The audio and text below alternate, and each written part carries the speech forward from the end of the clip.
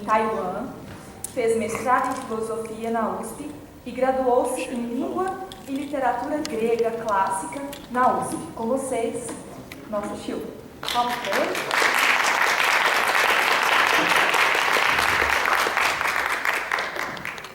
Bom dia. Bom dia.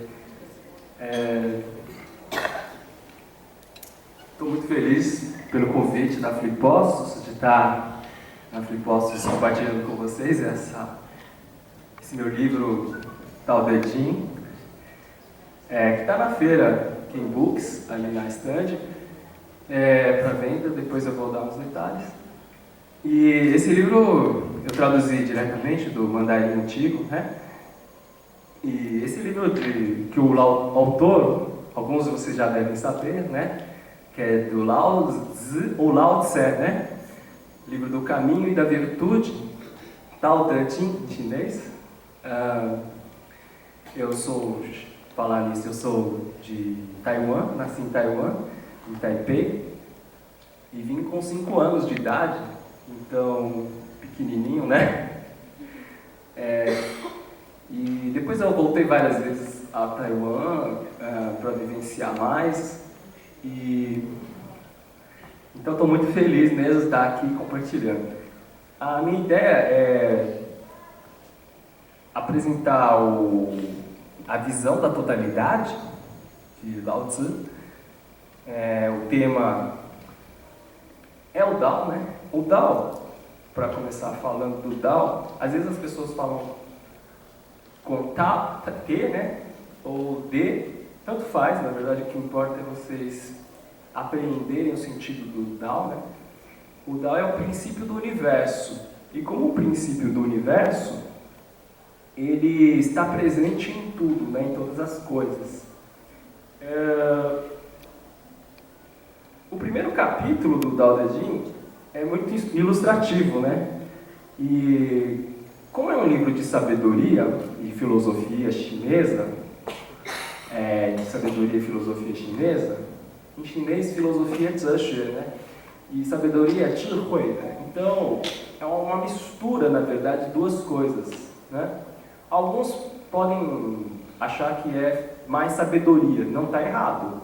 É possível também essa interpretação, está correta. E também é um livro de filosofia, no sentido que aí eu entro em polêmica, mas na verdade, porque a filosofia, ela nasceu no Ocidente, a gente sabe que na Grécia, né, com Sócrates, e Platão e Aristóteles, e é um pensamento mais sistemático do ponto de vista lógico, do ponto de vista de uma investigação mais baseada na racionalidade. Aí, nesse sentido, esse livro da Tao Te Ching, ele se apresenta como um livro mais de sabedoria do que de filosofia, né? E justamente o Lao Tzu, ele é mais ou menos 2.500 anos atrás, daqui para o passado, por volta de 6 a.C.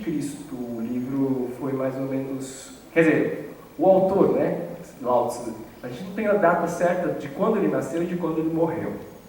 Mas o que a gente sabe é que esse livro é atribuído a Lao Tzu e a todo o pensamento taoísta que está dentro desse campo histórico, que é Chuang-Tzu, por exemplo. Chuang-Tzu é um outro autor que também é taoísta. E, enfim, há várias obras, o I Ching, né, como alguns já devem ter ouvido falar, livro das mutações, que é até anterior ao livro do Tao Te Ching, né? E o curioso é que esse livro, ele é fundador do taoísmo, né, enquanto pensamento da totalidade. Então eu vou ler em chinês para a gente começar a saborear um pouco o texto, né? E depois eu leio a minha tradução. Dao ke dao, fei chang dao, ming ke ming, fei chang ming. Wu ming tian di zhi shi, you ning wan wu zhi mu. Gu chang wu yu yi guan qi miao, chang you yu yi guan qi jiao. 此两者统出而异名，统谓之玄，玄之又玄，众妙之门。o Dao que se pode falar não é o Dao constante. O nome que se pode nomear não é o nome constante. O vazio é o princípio do céu e da terra. A existência é a mãe de todos os seres. Portanto, no constante vazio, sem desejo, se contempla o mistério. Na constante existência, com desejo, se contemplam os vestígios. Embora com nomes distintos, ambos se originam do mesmo princípio. Mistério pleno de mistérios, portal de todos os prodígios. Esse primeiro capítulo, quando o Lao Tzu começa a falar do Dao que pode ser falado e não é o verdadeiro e o constante Dao, é porque essa essência do universo, que é tão vasto como o oceano, né, como diria Zhuangzi, ele não pode ser expresso, exprimido, comunicado pela linguagem. Porque a linguagem, do ponto de vista humano, é uma criação. Né? A linguagem é uma criação nossa. E o Dao, como esse princípio que gera o universo e as miríades de coisas, o Wangu em chinês, ele está além das nossas concepções, das nossas crenças, dos nossos juízos. Só um exemplo, por exemplo, quando a gente julga algo bom ou ruim, mal, isso é um juízo humano. Por exemplo, vamos pegar um exemplo como, por exemplo, o sol, né? O sol, ele ilumina, né? A água nos dá a possibilidade de a gente se nutrir, né? A água, ela não distingue se eu vou para Londres, eu vou ter preferência por um lugar ou por outro, né? O sol não ilumina só a terra dos japoneses ou só a terra dos brasileiros, né? Então, o sol, ele não faz distinção. Assim, o Dao também não faz distinção. Por isso, ele está além, ele é transcendente, está além de todas as nossas crenças, de nossos juízos humanos. E é pela primeira vez que um pensador taoísta, Lao Tzu, ele nos fornece essa compreensão de um princípio que vai além das nossas crenças, das nossas culturas humanas. Então, por isso que os chineses hoje até veneram Lao Tzu, né? Até na religião taoísta, a gente tem essa... Porque Lao Tzu, a gente chama ele de mestre, né? Então, ele tem essa peculiaridade de ser um sábio, e o tempo inteiro o livro fala desse caminho do sábio, né? E o Dao também pode ser traduzido como caminho. Mas eu preferi não traduzir o Dao nesse momento pelo fato de ele ser muito mais do que aquilo que a gente usa a linguagem para entender o Dao, né? Então, o Dao está além da linguagem. Esse é o primeiro aspecto fundamental, né? Ele tem um aspecto muito mais além da nossa compreensão. Por exemplo, se eu digo que o Dao, fazendo uma brincadeira aqui, né? Se eu digo que o Dao essa cadeira, eu já estou limitando o Dao. Se eu digo que o Dao é beleza, o Dao não é só beleza, né? Pode ser, ele pode ser beleza, mas ele é a verdade, ele é justiça, ele pode ser muito mais. Então, como essência do universo, o Dao realmente ele ultrapassa, supera todas as nossas concepções e conceitualizações humanas. Então, nesse sentido, o Dao é transcendente. Porém, tem um outro aspecto que é importante, que o Lao Tzu nos mostra, que é ele dizer que ele é intrínseco em todas as coisas, ele está inerente. É aquilo que a filosofia fala de imanência, né? Então, apesar de ser transcendente, o Dao, ele é onipresente e presente em tudo, né? Então, ele está presente numa pessoa que está aqui, ele está presente nos objetos, ele está presente em que sentido? Enquanto manifestação, enquanto aquilo que faz manifestar, melhor dizer, enquanto princípio que gera a vida, né? Tanto que o Lao Tzu fala que ele é a mãe do mundo, né? Então, é bonito que ele fala, é como a mãe do mundo. Como eu não sei o seu nome, né, por isso eu não consigo pelo nome. O nome é, por exemplo, se for aqui no Ocidente, nós temos as letras, né? Eu digo mãe, M-A-E, né? Mãe, mas se for em chinês vai ser Ma, né? Outro nome. Quer dizer, são dois nomes diferentes para designar mãe, né? Que nós entendemos como nossa mamãe, nossa mãe. Mas como ele diz o Lao Tzu, eu não sei o que é esse princípio do universo e eu não posso definir pela linguagem. Então, o que eu faço? Eu sou forçado a dar um nome. Então, eu chamo ele de Dao. Eu poderia chamar ele de Su, né? Eu poderia chamar ele de outro nome. Mas por que ele está falando isso? Porque o Dao, ele não pode ser restringido. Isso que é importante no pensamento. E aí que está a sabedoria do Lao Tzu, né? Ele não define o que é. Embora ele fale o Dao, embora ele fale que o vazio é o princípio do céu e da terra. Ora, só para explicar, esse vazio, para nós orientais, é o princípio, não é no espaço, um lugar onde não existe nada. Por exemplo, a gente fala que aqui está um espaço vazio, né?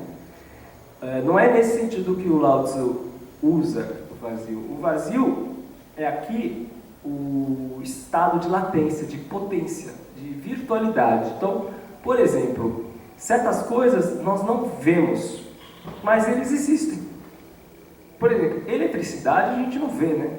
Tem as ondas de rádio aqui, vibrações de frequência, né?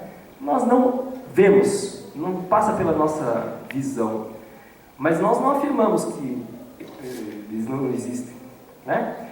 Então, é assim o Dao. O Dao, ele é dito no capítulo 14 que seu nome é invisível. Ele é olhado sem ser visto, mas seu nome é invisível. Quer dizer, ao mesmo tempo que possamos sentir o Dao, mas ele não se restringe a essa visão que nós temos do objeto. Quer dizer, isso totalmente vai um pouco diferente do pensamento ocidental. Em minhas aulas eu falo, às vezes, justamente dessa diferença entre o pensamento clássico, né? Precisa lembrar que é o pensamento clássico de Aristóteles, de Platão, por exemplo, e o pensamento, que é onde surgiu a filosofia, né? Na sua história. E tanto que a gente estuda, né, nas faculdades, nos colégios, né, os gregos clássicos da filosofia, né? Não podemos deixar só Platão, Aristóteles. Porque, então, nesse aspecto, voltando, o Dao, ele é a essência do universo que ultrapassa a linguagem, ele ultrapassa definições. Porque toda linguagem é uma criação humana, é uma criação dentro da cultura específica, dentro de um local específico, dentro de um país, né? Então, na verdade, o Dao também está, digamos assim, no Brasil, o Dao também está em outros livros, que não o Dao De Jing. E está no Dao De Jing também, né? Agora, curioso é que ele afirma também que a existência é a mãe de todos os seres. Quer dizer, são duas ideias, né? O primeiro que eu estava falando é o vazio. O vazio é o princípio dessa potência, porque todas as coisas, para existirem, elas precisam de uma matriz, precisa de um princípio energético, que é o vazio, né? Isso é importante porque até o taoísmo vai influenciar depois o Zen budismo, né? Na China. O budismo entra depois na China, né? Bem depois. E floresce só depois lá na dinastia Tang. Ele entra no primeiro século a.C., mas ele vai ter os seus primeiros tradutores, mas só depois é que ele ganha força, né, o budismo. Ele vem da Índia, o budismo, né? Não é da China, ele vem da Índia, com o mestre Shakyamuni Buda. E depois é que a cultura chinesa, com o taoísmo e o confucionismo, juntando com o budismo, vai ter então esses três pilares da cultura, né? Inclusive, aí, só rápido parênteses, não há também discriminação, né, de um taoísta em relação ao budista. Claro que às vezes há divergências de ideias, mas na verdade, às vezes tem um filósofo que surge, por exemplo, num determinado período, ele aceita o budismo, inclusive incorpora os ensinamentos do budismo, né? E passa a ser taoísta, então passa a ser taoísta budista, né? Essas duas coisas ao mesmo tempo. E isso tem na essência do taoísmo também, justamente o que eu estava falando. O taoísmo ele não quer brigar, né? Assim, em termos de uma escola que quer ser a dona da verdade. Então, tanto que esse capítulo abre, o Dao fala assim, o Dao que se pode falar não é o Dao constante. O que o Lao Tzu está dizendo mais ou menos assim, né? Bem simplificando assim. O Dao que eu estou dizendo que é parte de uma ideia, porque ele passa pela linguagem, ele não vai ser mais o princípio que eu estava dizendo. Porque ele é da ordem do inefável, do indizível. Quando você tem uma experiência espiritual, você não consegue explicar pelas palavras. Esse aqui é o ponto crucial, porque, por exemplo, vou dar um exemplo, eu fui no Santo Daime e também fiz meditações ligadas justamente no Zen budismo, né? Que você tem experiências profundas que você não conseguirá realmente exprimir pela linguagem. Então, é tanto que é assim que agora a gente entende por que o Lao Tzu, no livro, ele vai usar imagens poéticas. Aliás, ele pode ser considerado um livro de poesia, né? Nesse aspecto mais amplo. Então, ele usa imagens, metáforas, como por exemplo, ele diz assim, o espírito do vale nunca morre.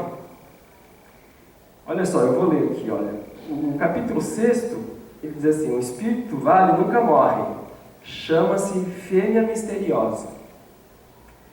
A porta da fêmea misteriosa é a raiz do céu e da terra.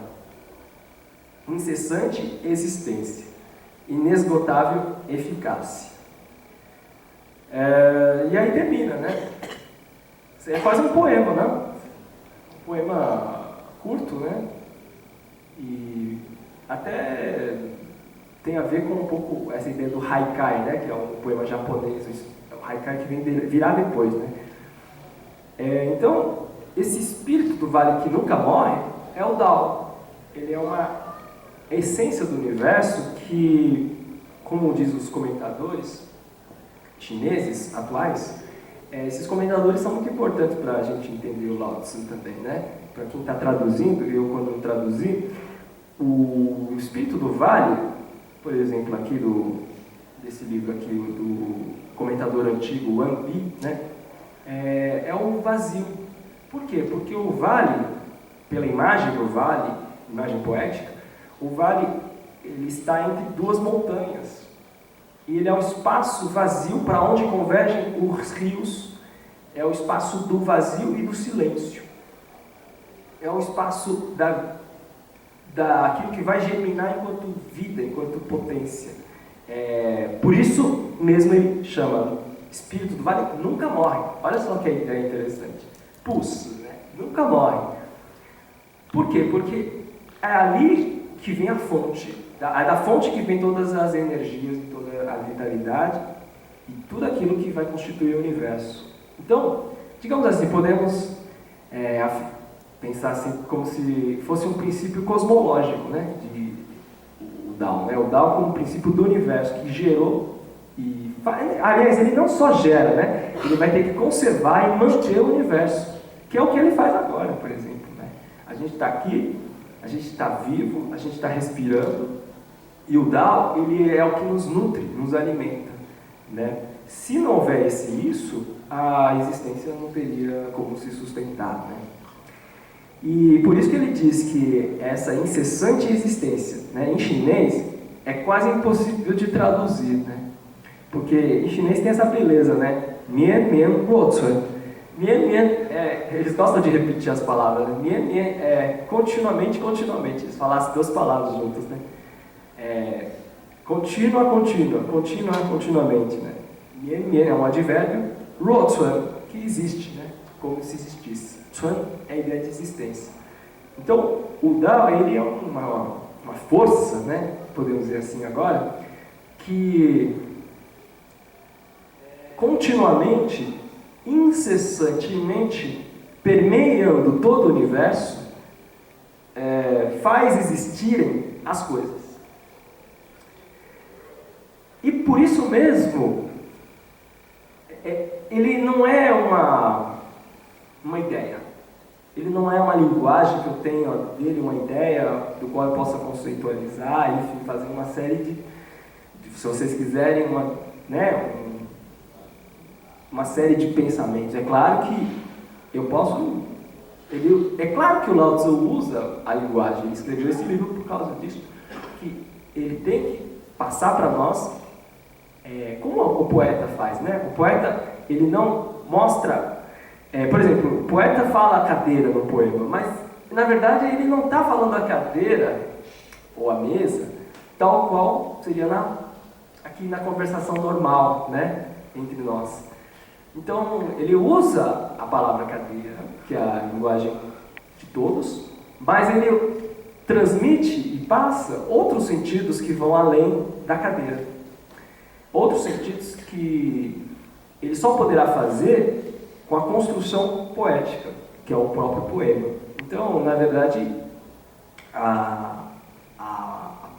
justamente a beleza, a magia da poesia como diria Rimbaud, né?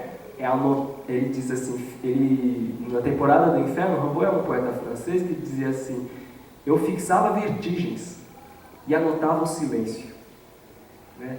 Então ele está, de certa maneira, dizendo o indizível por meio de imagens poéticas.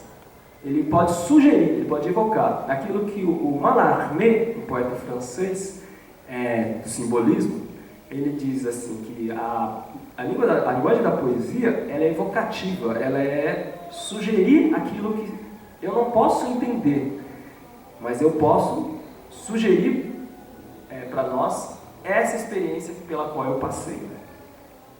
Por isso que o Lao Tzu, ele tem muito dessas sugestões e alusões poéticas ao longo do livro, né?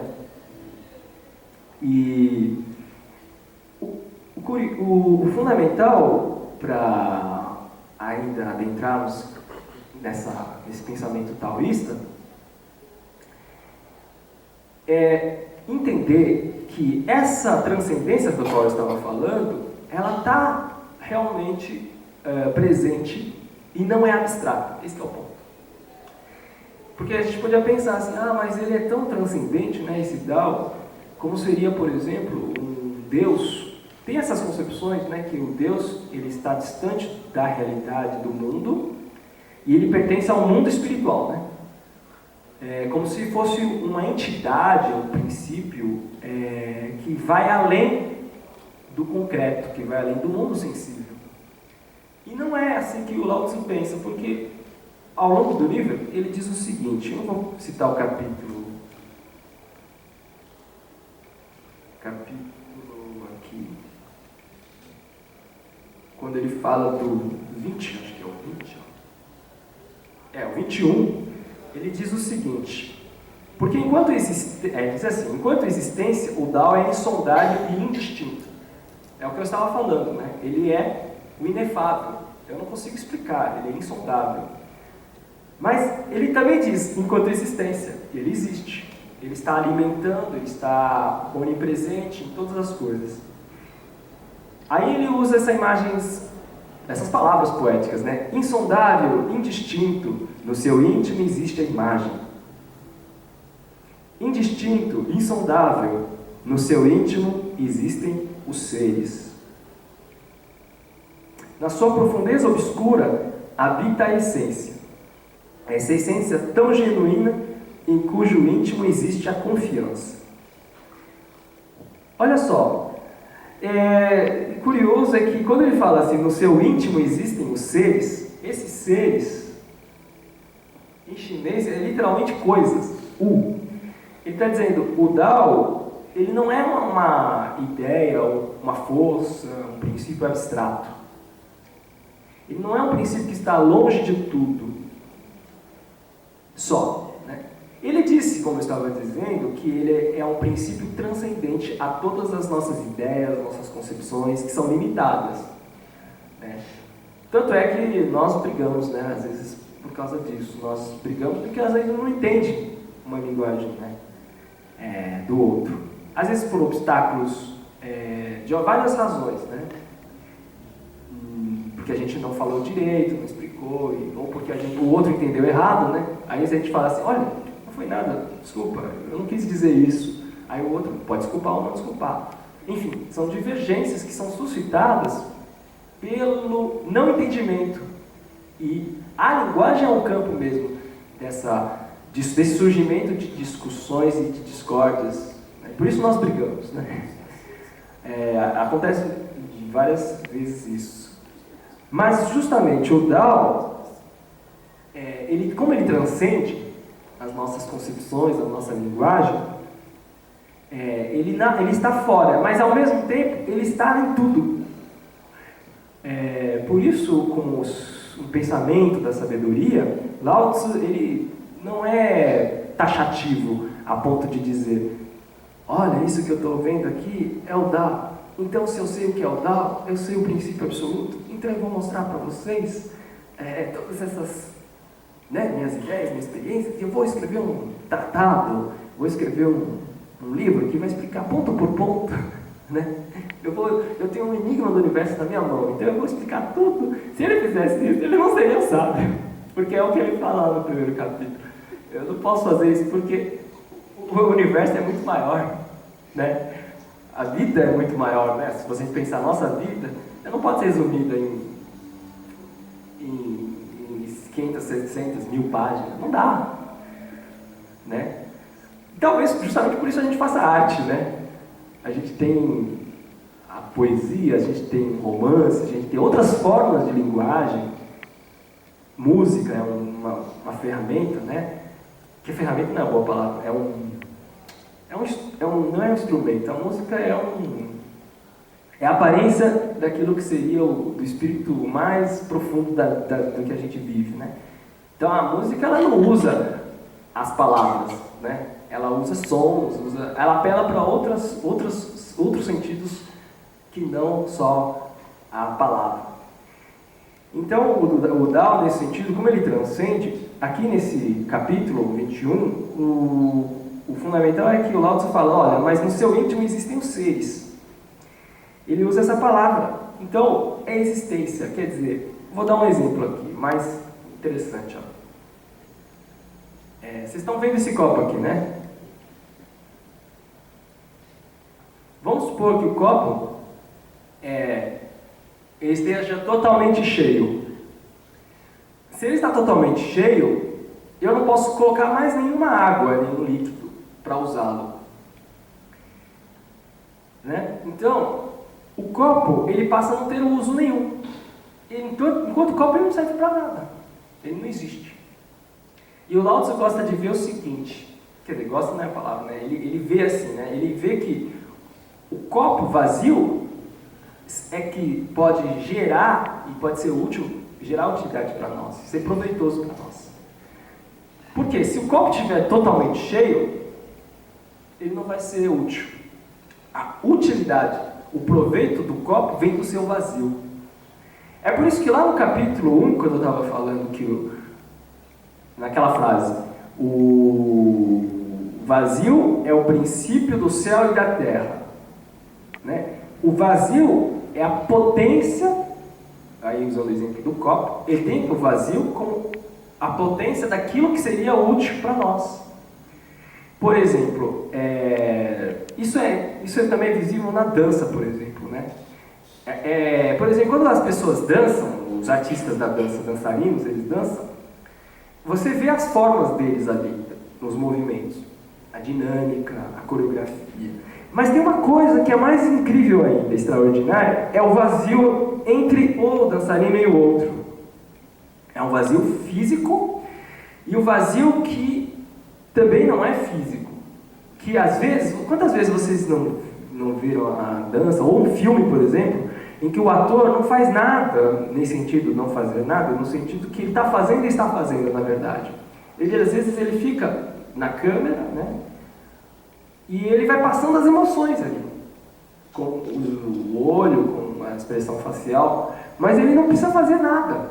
Esse é o vazio poético, né? É o vazio que permite que no ator ele possa efetivar uma coisa que está totalmente profunda e além daquilo que estaria ali, né? Que é uma melancolia, que pode ser... Né? O que eu digo melancolia é apenas uma palavra também, mas é muito mais uma tristeza, uma nostalgia, que também não exprime. A palavra não consegue dar conta de uma experiência que é muito mais elevada, muito mais vasta, que é o que ele está experienciando. E por isso a gente se emociona com o filme, mas não como a gente se emociona simplesmente. Por isso é arte, né? Não é verdade? Então, a arte permite você adentrar e penetrar um mundo muito mais vasto, por meio de um código, seja na dança, por exemplo, com o movimento e com a música e com o vazio entre os dançarinos, seja no cinema com imagens, com palavras, com diálogos, e às vezes sem diálogos. Tem momentos do filme que nem tem diálogo e a gente fica impressionado com aquela emoção que o personagem está vivenciando, e a gente fica ali como se fosse o personagem, que isso que é o mistério, né, da empatia, né, também. Então, o vazio, como eu estava dizendo, do copo, é que faz a utilidade do copo. E é assim que o Dao, ele é no campo maior do nosso universo. Tanto que, uma coisa interessante de falar também, é que o taoísmo, ele não é apenas uma religião. Ele é a religião que vai virar depois, com a religião taoísta, mas ele é um pensamento muito mais amplo do que, por exemplo, o campo da ética, por exemplo. Lao Tzu, ele não é como, por exemplo, inclusive ele dialoga com um outro mestre, que é o Confúcio, contemporâneo dele, ele não valoriza as virtudes como um campo, na verdade as virtudes como aquilo que eu tenho que fazer para ser virtuoso, para eu ser bom, né? Ele não valoriza isso por quê? Porque as virtudes concernem a prática humana. E como eu estava dizendo, se o Dao transcende a linguagem humana, a concepção humana, ele não pode se restringir apenas a uma investigação aqui de como eu ser bom, de como eu ser virtuoso, né? Agora, isso não quer dizer, isso não implica, isso não significa que ele não tenha importância ética. O livro inteiro, ele tem uma profunda importância ética, porque ele nos ensina também a sermos, como eu estava dizendo, a não fazer distinções entre o bom e o mal, nesse sentido que eu estava dizendo, que ele não fala assim, o sol ilumina os japoneses e não ilumina os brasileiros. O sol gosta mais dos japoneses. Não, o sol, como luz de vida que nos dá calor, ele ilumina tanto lá no extremo, né, daqui, e tão longe quanto aqui. Então ele está tanto lá na terra do Japão, na terra da China, quanto na terra do Brasil. Então ele não faz distinção, porque se ele fizesse isso, ele estaria limitado, né? Então, uma das características do Dao é que ele é ilimitado. Ele é o Wu-Xin, não tem forma, não tem som. Wu quer dizer não, Shan é som. Wu-Xin, sem forma. Quer dizer, uma coisa que tem forma, ela é limitada. Por exemplo, esse livro aqui está limitado pela própria forma do livro. Eu estou limitado pela minha própria forma também. Eu não posso estar aqui e ao mesmo tempo estender o meu braço até lá, né? Eu estou limitado aqui pela minha forma corpórea. Então a forma no sentido em chinês é ideia de corpo, ideia de limitação, que é uma limitação mesmo, né? Então nós não conseguimos sair da limitação. Só sairemos, a pergunta é uma boa pergunta, né? Vou fazer essa pergunta para mim mesmo, para a gente. Como que eu posso sair dessa limitação? Eu só posso sair dessa limitação se eu transcender a limitação. E uma das vias que o taoísmo encontrou foi a meditação. E depois o budismo encontrou também isso. A meditação é apontada no livro lá na frente, né? Aqui, ó. Ele fala assim, ó. Ele fala que a gente tem que cerrar as entradas.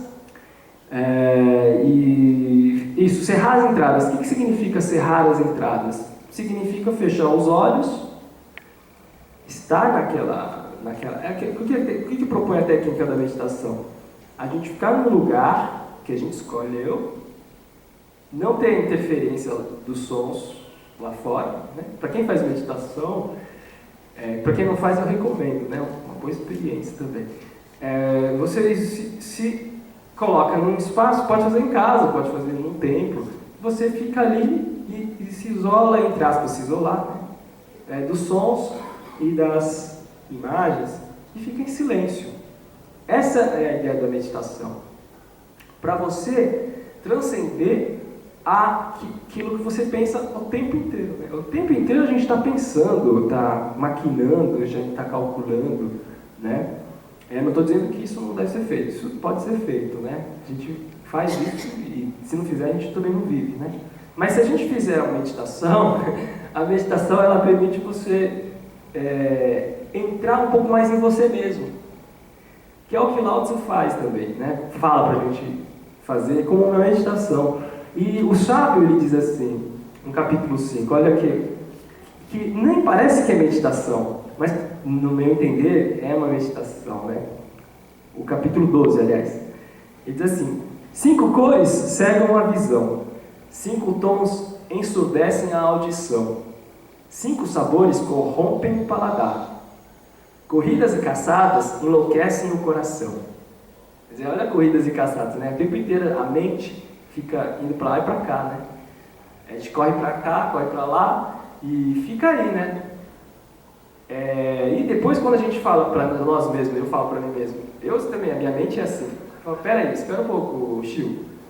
Senta um pouquinho aqui, respira um pouco, medita um pouco aqui, aí você não vai, né, se perder, né? Então é mais ou menos essa ideia da meditação. Aí ele diz, ó, bens valiosos desviam a ação humana. Bens valiosos é aquilo que seria aqueles bens que eu quero ao máximo. Quer dizer, Lao Tzu propõe uma espécie de moderação também, né? Se você tem muito, mas se você não souber usar, de nada vai adiantar, né? Isso é tipicamente da sabedoria, né? Por isso o sábio realiza pelo ventre e não pelos olhos. Afasta aquilo e alcança isto. Quer dizer, realiza pelo ventre é realizar pelo essencial. O ventre, que é na meditação, você se concentra aqui, por isso que tem essa postura, né, na meditação. Isso é em todo, pode ser budista, indiano, né? Então, você tem aqui o centro. Em chinês, no Tai Chi Chuan, na meditação que eu faço, você se concentra aqui, que é o ventre, que é o centro. Porque a energia que está aqui, ela é potente, né? Então, você não se perderá, não desgastará a sua energia por aí à toa. Quer dizer, o que ele fala aqui, olha, o sábio realiza pelo ventre e não pelos olhos. Quer dizer, os olhos, os olhos é bom, né? A gente ver, conhecer o mundo pelos olhos. Mas tem momentos que se a gente se perder na exterioridade dos fenômenos, né? É bom a gente recolher, é bom a gente voltar para o ventre. Não é isso que o Lao Tzu fala, que o sábio faz. O sábio, então ele não usa, voltando àquela pergunta, qual é então a maneira de eu sair da minha limitação, de eu poder superar, se não pela meditação, que recorre para uma outra via que não é a do pensamento lógico, né? Porque o pensamento lógico, ele sistematiza, ele calcula, ele classifica, que é um pouco o que a mente aristotélica faz, né? A gente tem essa ideia, nossa, o que Aristóteles faz, né? O pai da ciência. Ele classifica, ele sistematiza, ele deixa tudo ordenado, né? Esse tipo de pensamento, Ele é importante? Ele é importante no mundo, porque o mundo precisa funcionar, as coisas precisam ter uma certa ordem. Porque, por exemplo, se eu sair aqui e vou atravessar a rua e tem o semáforo tem que dizer, o vermelho eu não posso passar, verde eu posso passar, senão, né? Então, existem no mundo as regras do mundo, né? Eu aceito elas porque eu preciso viver. Mas elas são todo o princípio do universo? Não, né? O princípio do universo ele está além daquilo que eu vejo, daquilo que tem nos meus olhos ali, que eu estou vendo. Ele passa por uma experiência mais profunda. E nesse sentido, é que o Lao Tzu, ele sempre fala que o Tao ele é inapreensível, né? Ele não pode ser formulado pela linguagem. O Zhuangzi fala também, o Zhuangzi é um filósofo taoísta, pensador taoísta, que também usa muitas histórias poéticas para falar dessa coisa indizível. Então, e tanto é que ele não vai dar tempo de a gente abordar tudo, né, nesse bate-papo, mas, por exemplo, só para vocês terem uma ideia, o Zhuangzi ele vai influenciar os posteriores zen budistas quando criam aquelas histórias do absurdo do Koan, né? As histórias que mexem com a nossa lógica, né? No sentido de que nós não conseguimos entender, aí de repente, pá, aí tem um insight assim, sabe? Tá, era isso que o mestre conta para o discípulo a história. Aí o discípulo não entende exatamente o que o mestre está falando, e não é para entender mesmo. Aí que ele não entende é que ele entende. Quando ele não entende é que ele entende, né? Então, é mais ou menos, só para dar uma ilustração, é isso que o Lao Tzu faz. E o livro do Tao Te Ching também tem um aspecto filosófico que eu falei, mas também tem um aspecto político, né? Porque ele está pensando também em diálogo propor uma ideia, por exemplo, para o governante, que é o rei, de como atender às necessidades do povo, né? Então, uma das maravilhas que a gente sabe que o Mahatma Gandhi pregou a não violência, né? E digamos que nesse aspecto ele foi um pouco taoísta, porque a não violência foi um princípio que o próprio Lao Tzu fala no livro, né? Olha só o capítulo que ele fala, olha só. Aqui, ó. Capítulo 31. Armas belíssimas não são instrumentos propícios. Quer dizer, ele está criticando o uso das armas. Não são instrumentos propícios. Ele está criticando a guerra, né? São coisas que todos detestam. Talvez menos o Trump, né? Menos o Bush. Menos os que fazem guerra. Quem possui o Tao não se empenha nas armas. E aí vai, né? Ele vai continuando falando, olha, que mesmo quando a gente faça a guerra por necessidade, a gente tem que chorar pelos mortos, no final ele conclui. A gente tem que chorar, porque muita gente foi prejudicada. Né? A guerra, por exemplo, do Bush, quanto que não matou? Tanto do lado dos americanos, quanto do lado dos iraquianos, por exemplo. Mas ninguém vai lá chorar aí, né? Os iraquianos, ninguém vai chorar os americanos. Né? Fica aí, foi necessária a guerra, provocou injustiça, né? Foi bom para a economia, de certa maneira, dos Estados Unidos, não sei até que ponto, mas enfim. Então, o Lao Tzu tem um pensamento também antimilitarista, né? Contra a guerra, quer dizer, a não violência. Isso, para o mundo atual, ainda é muito importante. Ele tem o pensamento da globalidade, da visão da totalidade. Eu vou tentando encaminharmos para essa reflexão, lendo o capítulo 16, onde ele fala essa visão da totalidade, que em chinês é Zhanti Guan. Os comentadores falam que é uma totalidade. Zhanti em chinês é totalidade, e Guan é visão. E ele tem essa visão da totalidade porque na concepção do ponto de vista do Tao, não do ponto de vista do homem, né? Do ponto de vista do Tao, o Tao ele é um todo. Ele não pode diferenciar o sapo, o animal sapo, do animal gato e assim por diante. Então ele não pode diferenciar no sentido de eu vou privilegiar, vou escolher a flor aqui, porque eu acho a flor bonita, eu estou vendo aqui a flor bonita, mas a aranha lá é feia, né? Ele não faz essa distinção. Ele não pode fazer isso. O Tao, ele considera a aranha, tanto que existem as aranhas, cumprem teu papel na natureza, as formigas são tão importantes no mundo, as abelhas, quanto os cavalos, quanto você, quanto a luz, a energia, quanto a água, tanto a madeira.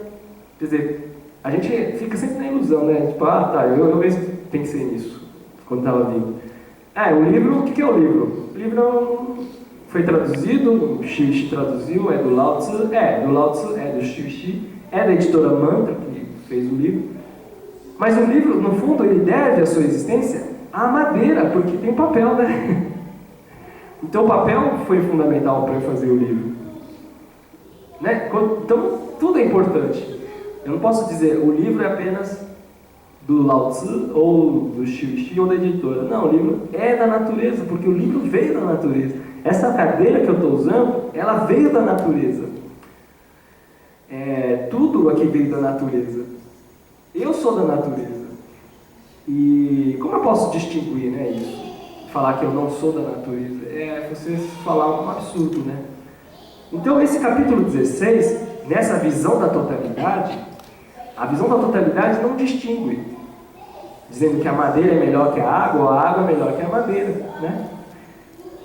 Olha só, quando o Lao Tzu nos diz, alcançando o supremo vazio, quer dizer, aqui logo no início ele diz, alcançando essa meditação, né, do supremo vazio, que é a origem do Tao, né? Se pudermos retornar a essa origem do Tao, como fonte, como princípio do universo, né? Alcançando o supremo vazio, resguardo-me em vigoroso silêncio. De novo a ideia da meditação, né? Eu me recolho e olha só o adjetivo que ele usa. É vigoroso, é um silêncio forte, é um silêncio poderoso, é um silêncio potente, é um silêncio firme, né? É um silêncio firme. Contemplo a manifestação e o retorno de todos os seres. Quer dizer, ele contempla a manifestação do universo, de todas as coisas. Quando, por exemplo, você vê uma plantinha, que se você der a água, o sol, né, boas condições, eu contemplo todo esse processo dele desenvolver, né, a planta se desenvolver. E aí, mas eu contemplo essa manifestação só? Não, porque eu sei que todas essas manifestações elas vão voltar ao Tao.